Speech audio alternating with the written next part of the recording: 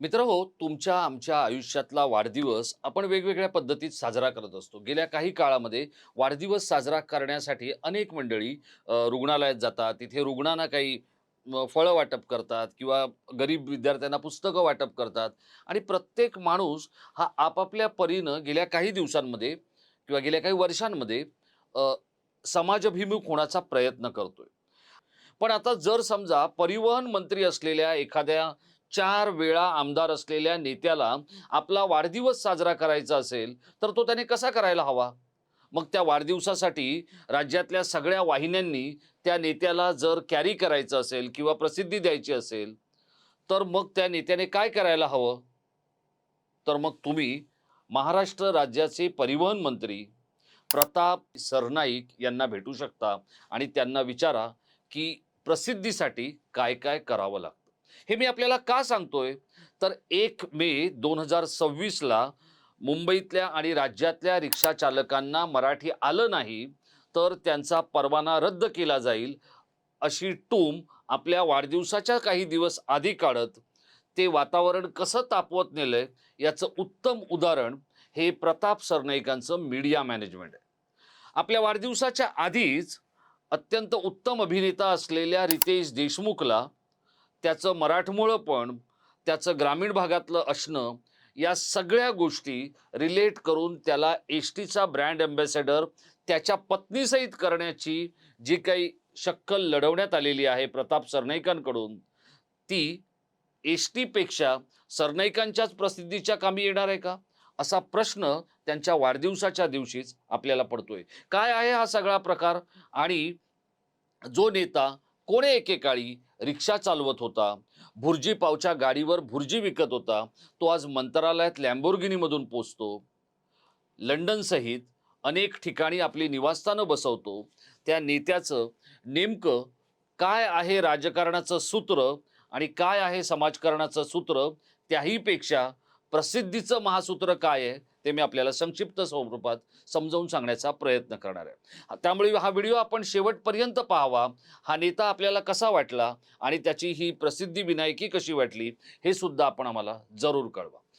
नमस्कार मित्र, मी राजेश कोचरेकर आणि आपण पाहताय आपलं आवडतं न्यूज पोर्टल टाइम महाराष्ट्र.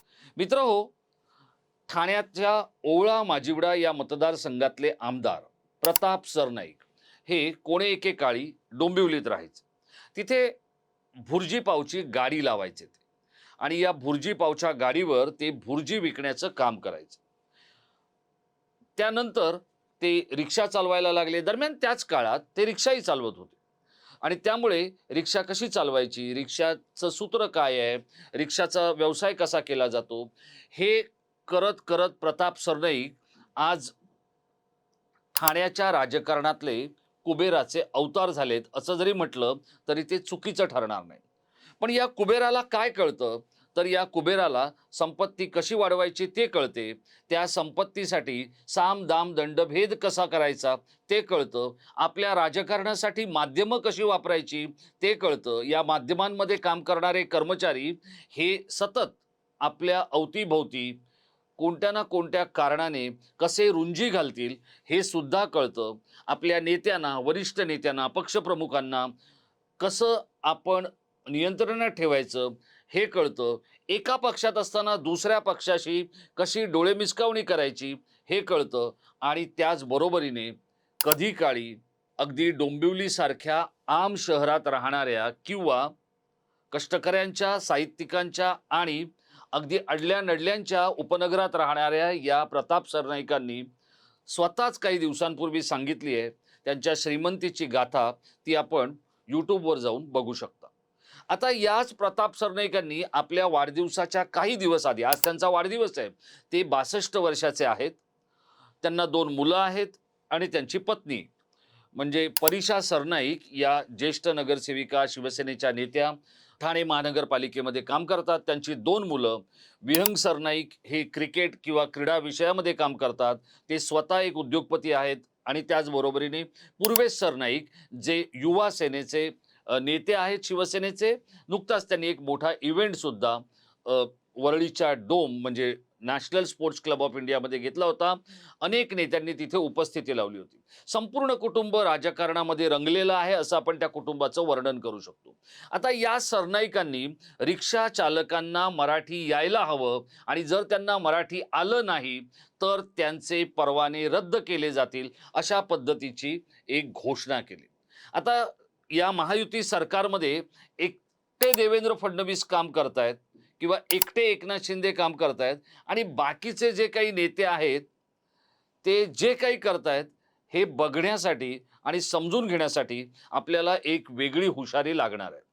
पण या सगळ्या गर्दीमध्ये ज्याला जे जे शक्य आहे ते तो करतोय. आता प्रताप सरनाईक हे यामध्ये आघाडीवर आहेत.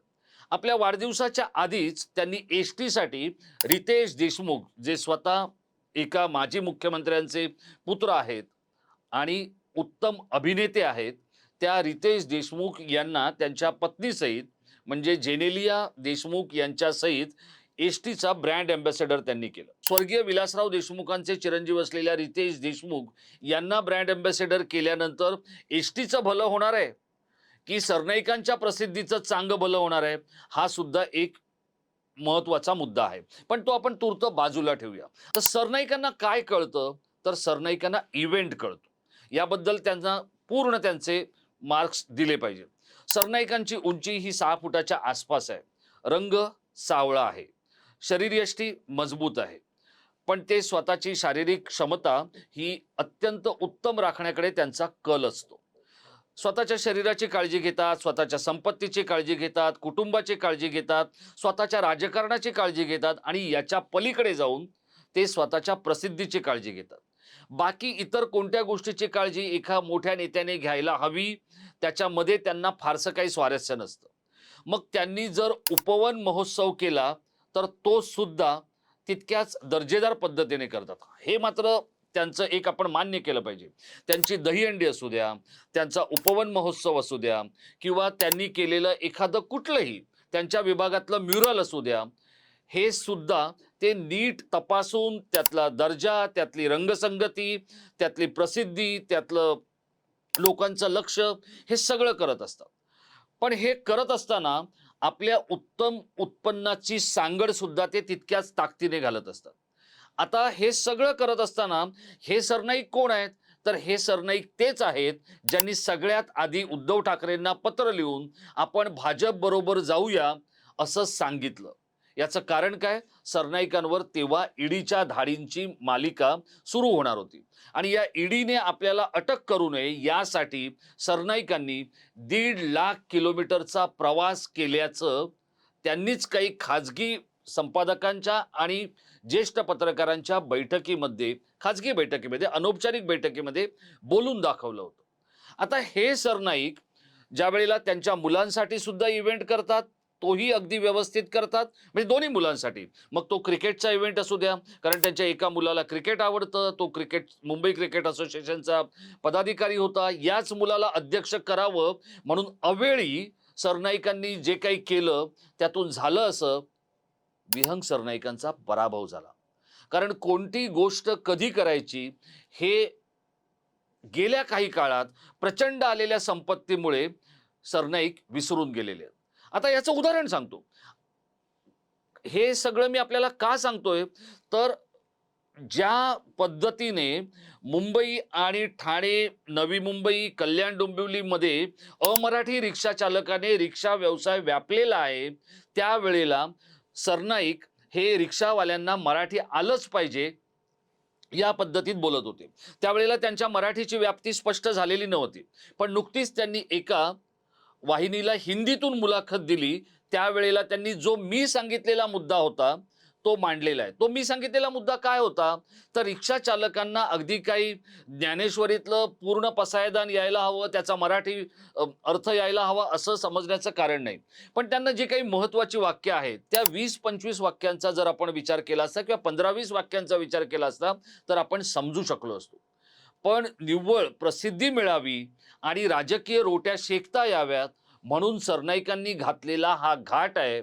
आणि जसं रितेश देशमुखला वाढदिवसाच्या आधी बरोबर योजनाबद्ध पद्धतीनं साईन करण्यात आलं ब्रँड अँबॅसेडर म्हणून, तसाच हा मराठीचा वाद फक्त आपल्या प्रसिद्धीसाठी आणि आपल्या भोवती वाहिन्यांचे कॅमेरे आणि वर्तमानपत्रांच्या रकान्यांची जागा फिरत राहावी यासाठी केलेलं हे उत्तम कारस्थान आहे. आता आपण त्यांच्या एकूणच जर आपण पाहिलं तर गेल्या 2 निवडणुकांमध्ये सरनाईकांना तगडा उमेदवार मिळाला नाही त्यांच्या समोर. 2009ला पहिल्यांदा त्यांनी विधानसभा लढवली. त्यावेळेला त्या विधानसभेमध्ये त्यांचा विरोधी कोण होता उमेदवार? सुधाकर वामन चव्हाण. स्वर्गीय आहेत ते, आता मनसेचे नेते होते. त्यांना मतं पडली होती 43,332 आणि प्रताप सरनाईकांना तेव्हा मतं पडली होती 52,373. त्यानंतरची 2014ची जी निवडणूक आहे त्यामध्ये त्यांच्या विरोधात होते संजय पांडे आणि संजय पांडेंना मतं पडली होती 57,665 आणि प्रताप सरनाईकांना मतं पडली होती 68,571. म्हणजे जर आपण पाहिलं तर पहिल्या 2 निवडणुका ते 9 आणि 10,000च्याच मताधिक्याने निवडून आलेले आहेत. आता तेच सरनाईक 2019ला जेव्हा निवडणूक लढले त्यावेळेला त्यांच्या समोर होते विक्रांत भीमसेन चव्हाण. काँग्रेसचे नेते असलेले विक्रांत चव्हाण हे ठाणे महानगरपालिकेचे एक ज्येष्ठ नगरसेवक म्हणून त्यांच्याकडे पाहिलं जातं. त्यांना मतं पडली होती 33,585. आता विक्रांत चव्हाण हे काही तोलामोलाचे उमेदवार नव्हते कोणाच्या? प्रताप सरनाईकांच्या. पण आपल्या समोरचा उमेदवार कसा लोकशाहीमध्ये मिळवायचा हे आपल्या दक्ष प्रेक्षकांना माहिती असेलच बहुधा. आणि त्यासाठी काय केलं जातं यामध्ये सरनाईक मोठे वाकबगार आहेत. आता 2024ची निवडणूक जर आपण पाहिली ओवळा माजिवड्यामधली तर त्यांच्या समोर होते नरेश मणेरा. नरेश मणेरा हे शिवसेनेचे ठाण्यातले उद्धव बाळासाहेब ठाकरे गटाचे ज्येष्ठ नेते आहेत. त्यांना 76,020 मतं पडली आणि प्रताप सरनाईकांना 1,84,178 मतं पडली. म्हणजे त्यांचा या निवडणुकीतला जो विजय आहे तो 1,00,000पेक्षा जास्त मताधिक्याने झालेला आहे. 1,08,000 इतकं त्यांचं मताधिक्य होतं.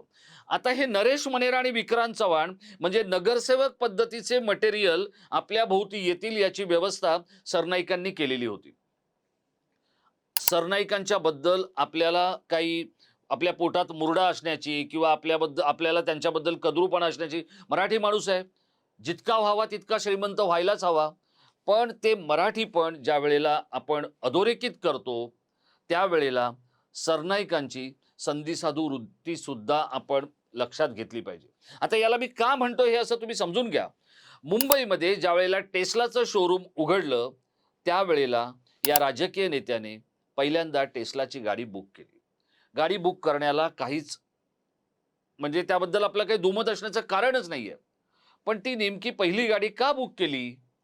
आज आपल्याकडे अनेक राजकीय नेत्यांची श्रीमंती जर आपण पाहिली तर ती ओसंडून नाही, त्यांचं घरदार सोडा, त्यांचं अख्खं गाव ओसंडून जाईल इतकी श्रीमंती आहे. आता नगरमधले एक ज्येष्ठ राजकीय नेते तीन पिढ्या, चौथी पिढी आता त्यांची राजकारणात आली आहे. पण त्यांच्या पायातली आपण चप्पल पाहिली का कधी? मी कोणाबद्दल बोलतोय हे सुद्धा आपल्या प्रेक्षकांना माहिती असेल. 4 पिढ्या नगरच्या राजकारणामध्ये अगदी पणजोबांपासून ते आज नातवापर्यंत जर आपण पाहिलं तर कशा स्वरूपाचं राजकारण महाराष्ट्रात होतंय आणि दुसरीकडे ठाण्यात कशा पद्धतीचं राजकारण होतंय हे आपण समजू शकतो. नरेंद्र मेहता यांच्याबद्दल त्यांनी नुकतंच मेट्रोच्या एका उद्घाटनाच्या वेळेला मुख्यमंत्री आणि उपमुख्यमंत्र्यांच्या समोर केलेलं एक विधान कॅमेरामध्ये कैद झालं आणि त्यानंतर भाजपचे नेते असलेल्या नरेंद्र मेहता यांनी त्यांची जी पळताभुई थोडी केली ते पाहिल्यानंतर मेहता आणि सरनाईक यांच्यामधला वाद येणाऱ्या काळामध्ये सरनाईकांना खूप मोठी किंमत चुकवायला भाग पडेल यामध्ये दुमत असण्याचं कारण नाही. आता तुम्ही म्हणाले हे सगळं तुम्ही त्यांच्या विरोधातलं सांगताय आम्हाला? मुळीच नाही. सरनाईक हे उत्तम इव्हेंट मॅनेजर आहे हे मी आपल्याला सांगितलं. सरनाईकांचं आपल्या मतदारसंघावर उत्तम नियंत्रण असतं. म्हणजे त्या मतदारसंघात येणारा निधी, तिथे होणारी कामं, तिथे येणारे ठेकेदार, त्या ठेकेदाराने कामं केल्यानंतर त्या कामातून आपल्या कार्यकर्त्यांना काय मिळणार आणि आपण बनवलेल्या हॉटेल, पब्लिसिटी, इव्हेंट मॅनेजमेंट, त्याचप्रमाणे इतर बांधकाम कंपन्या यांच्या वाट्याला काय येणार हे सरनाईकांना उत्तमरित्या माहिती असतं. त्यांच्या मतदारसंघामध्ये कुठे कुठलं काम चाललंय, तिथे कुठला ठेकेदार काम करतोय, तो मूळचा कुठला आहे, त्याच्याबरोबर कोणता कार्यकर्ता जोडलेला आहे याचं सुद्धा त्यांना भान असतं. स्वतः उत्तम पेहराव करणारे सरनाईक अनेक आलिशान गाड्यांचे धनी आहेत. काही दिवसांपूर्वी ते लेम्बोर्गिनीमधून मंत्रालयात पोहोचले आणि त्यानंतर अनेकांचे कान टवकारले गेले. आता हा सगळा श्रीमंतीचा दर्प या प्रसिद्धीसाठी केला जातो असं म्हटलं तर प्रसिद्धीमुळे श्रीमंती खुलून दिसते आणि एरवी दूरदराजमध्ये पडलेले जे काही लक्ष्मीपुत्र आहेत ते आपल्याकडे आकर्षित होतात. ही सोपी एक मांडणी सरनाईकांची आहे आणि त्यासाठीच हा जो मराठीचा वाद आत्ता पुढे आणण्यात आलेला आहे. या अगदी फिजूल वादापेक्षा ठाण्यातल्या परिवहन व्यवस्थेवर जर आता तो आपल्यापैकी काही लोक म्हणतील की ते ठाणे महानगरपालिकेचं काम आहे, पण सरनाईक हे राज्याच्या परिवहन सेवेचे प्रमुख आहेत. मला सांगा, आत्ता रिंग मेट्रोचा प्रकल्प ठाण्यामध्ये आणण्याचा घाट घालण्यात आलेला आहे. हा रिंग मेट्रोचा जो प्रकल्प आहे याची 2006 साली किंमत होती 1,000 कोटी. आता तो प्रकल्प त्यावेळेला झाला नाही. अनेक जमीन अधिग्रहण असेल किंवा इतर काही गोष्टी असतील. आता त्या प्रकल्पाची किंमत किती झाली आहे माहिती आहे का मित्रो? 12,000 कोटी रुपये. आणि प्रकल्पाची पहिल्या टप्प्यातल्या प्रकल्पाची रिंग रूटची जी काही किलोमीटर मधली लांबी आहे ती आहे 27.5 किलोमीटर. 27.5 किलोमीटरचा रिंग रूट चालवण्यासाठी 12,000 कोटींची तरतूद करण्याची वेळ जर महाराष्ट्र सरकारवर येत असेल तर हे नेते कोणत्या पद्धतीचं राजकारण, कोणत्या पद्धतीचं अर्थकारण आणि कोणत्या पद्धतीचं उदकभरण करतायत हे समजायला खूप मोठा वाव आहे. आता ठाण्यातल्या बसेस किंवा ठाण्यामधल्या रिक्षांची जर आपण जी काय एकूणच व्यवस्था पाहिली, रिक्षावाल्यांची माजोर्डीगिरी जर इथे पाहिली तर ती माजोर्डीगिरी यातला कोणताही नेता नियंत्रणात आणू शकलेला नाहीये. स्वर्गीय आनंद दिघेंच्या नावाने असलेल्या वेगवेगळ्या संघटना आणि युनियन याच्यावर इथल्या शिवसेनेच्या नेत्यांचा काही अंकुश नाहीये हे स्पष्ट होतं. इतकंच कशाला, जो उपमुख्यमंत्री एकनाथ शिंदे यांचा मतदारसंघ आहे त्या मतदारसंघामध्ये ठाणे रेल्वे स्टेशनच्या पलीकडे जिथे मैत्री हॉटेल आहे तिथे अनेक अमराठी रिक्षावाले गणवेश न घालता, लायसन्स बॅच या कशाची कशाला ताकास्तूर नसताना प्रवाशांची लूट करत असतात. सरनाईकांचं परिवहन खातं करतंय काय, असा प्रश्न ठाणेकरांना पडू शकेल. इतकी ठाण्याची परिवहन व्यवस्था भुसभुशीत आहे. ठाणे महानगरपालिका एरवी खूप मोठा अभिनय करत अनेक गोष्टी मांडत असतं, पण या परिवहन सेवेतल्या बसेसची जर आपण स्थिती आणि अवस्था पाहिली तर आपल्याला कळेल की या शहरात राहणारा परिवहन मंत्री राज्याच्या परिवहन व्यवस्थेच्या कामाचा आहे की ठाणेकरांच्या परिवहन सुखसोयींच्या कामाचं आहे, याचं उत्तर हे ठाणेकरच अगदी उत्स्फूर्तपणे देऊ शकतील. मित्र हो, आज सरनाईकांचा वाढदिवस आहे. त्यांना आपल्या खूप खूप शुभेच्छा आहेत. पण त्याच वेळेला सरनाईकांची क्षमता जर विचारायला मित्र तर ती प्रचंड आहे. म्हणजे प्रताप सरनाईक यांची क्षमता भारी, पण त्यांना लागली आहे प्रसिद्धीची बिमारी, असं म्हणण्याची वेळ राज्यातल्या जनतेवर आलेली आहे आणि ठाणेकरांवर पण आलेली आहे. पण त्या सरनाईकांनी आता आपण कधीतरी रिक्षा चालवत होतो त्या रिक्षा चालकांवर आणि त्या रिक्षावाल्यांवर आपल्या राजकीय रोट्या शेकण्यापेक्षा राज्यातली परिवहन व्यवस्था अधिक सुसज्ज, सुखसोयींनी समृद्ध आणि ग्रामीण भागातील मराठी माणसाला आणि मराठी जनांना आपलीशी वाटेल अशी जर केली, परिवहन विभागातला भ्रष्टाचार आणि चिरीमिरीचं जे काही सगळं थैमान या विभागामध्ये घातलं गेलेलं आहे ते जर नियंत्रणात आलं तर या 12.5 कोटी मराठी जनतेला सरनाईकांची वाढदिवसाच्या निमित्ताने एक वेगळी रिटर्न गिफ्ट ठरू शकेल. त्यासाठी कुठल्याच प्रसिद्धीचा आव आणण्याची आणि डाव मांडण्याची गरज पडणार नाही. मराठी माणूसच सरनाईकांच्या कामाचे आणि एकूणच त्यांच्या राजकीय क्षमतेचे गोडवे गायला सज्ज आहे. फक्त यातून आता करायचं काय हे सरनाईकांनी समजून घ्यायला हवं. अन्यथा काही वर्षांपूर्वी त्यांनी सिद्धिविनायकाच्या लिलावामध्ये घेतलेला 15 लाखाचा मोबाईल फोन ज्या वेळेला स्वर्गीय अजित पवारांना द्यायची वेळ आली होती त्याने तो त्यांना दिला होता. अजित पवारांनी तो फोन सरनाईकांना परत केला आणि पुन्हा सिद्धिविनायकाच्या न्यासामध्ये नेऊन तो द्यायला लावला. ही गोष्ट जाता जाता मला आपल्याला इतकंच सांगून जाते की 4 वेळा ज्या मतदारसंघाने तुम्हाला आमदार केलेलं आहे तो मतदारसंघ जनता जनार्दन भविष्यात तुमच्याकडे ठेवण्यासाठी जर सज्ज व्हायची असेल तर तुम्हाला प्रसिद्धिविनायक होण्यापेक्षा एक सिद्ध पुरुष व्हावं लागेल. सरनाईकांकडे ती क्षमता आहे.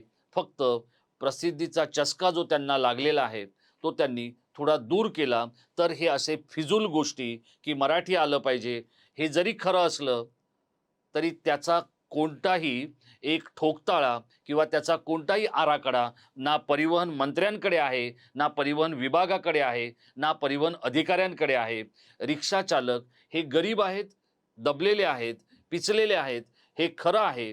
त्यांची मस्ती ही सुद्धा, पण ते सगळेच रिक्षावाले मस्तीखोर आहेत का तर असं म्हणण्याचं कारण नाही. कारण एकाबरोबर सगळ्यांना भरडण्याची गरज नाहीये. आणि प्रताप सरनाईकांनी संजय निरुपम सारख्या नेत्यांना आपल्या राजकीय रोट्या शेकण्याची संधी देऊ नये इतकंच सांगतो. आणि सरनाईकांना पुन्हा एकदा त्यांच्या वाढदिवसासाठी आणि त्यांनी शतायुषी होण्यासाठी खूप खूप धन्यवाद देतो. मित्रहो, या सगळ्या व्हिडिओबद्दल आणि सरनाईकांच्या एकूणच राजकीय वाटचालीबद्दल, त्यांच्या श्रीमंतीबद्दल आणि त्या श्रीमंतीच्या प्रदर्शनाबद्दल आपल्याला काय वाटतंय आपण आम्हाला